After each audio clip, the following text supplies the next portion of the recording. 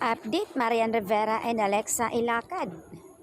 Alexa Ilacad gets kilig seeing her idol Marian Rivera during the event, the Milano Kiko PH.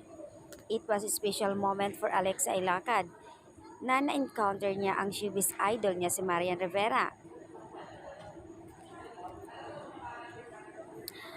Sa IG story nga ni Alexa, in-upload nga ang photo ni Marian sa kanyang IG story during the Kiko Milano holiday and the premiere collection dinner event kung saan ay nagkita-kita sila at mayroong pagpakuha sila ng picture. Pinicturean pa talaga niya as in si Marian.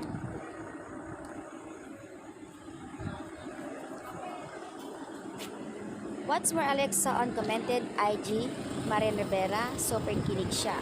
The prettiest. The actress has previously stated an interview with the PPH that she looks up into the wife Dingdong Dantes. Ayon nga sa kanya, matagal ko na po siyang hinahangaan and I've been looking up her very long time. Sad pa ni Alexa. And when I grow up one day to have a family as beautiful as theirs.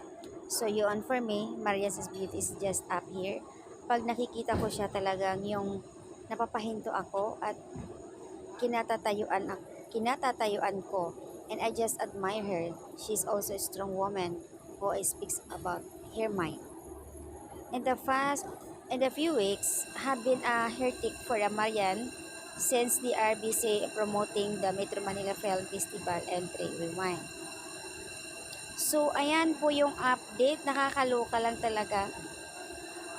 Alam lahat ng netizens, mga sweethearts lalo, na talagang sobrang iniidolo nga ni Alexa itong si Marian Rivera. Kaya nga naman sobrang kinikilig siya.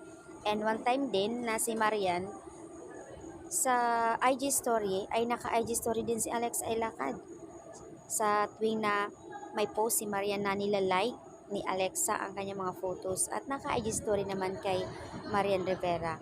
O diba? Alam na alam talaga ni Marian na sobrang iniidolo siya ni Alexa Ilacad.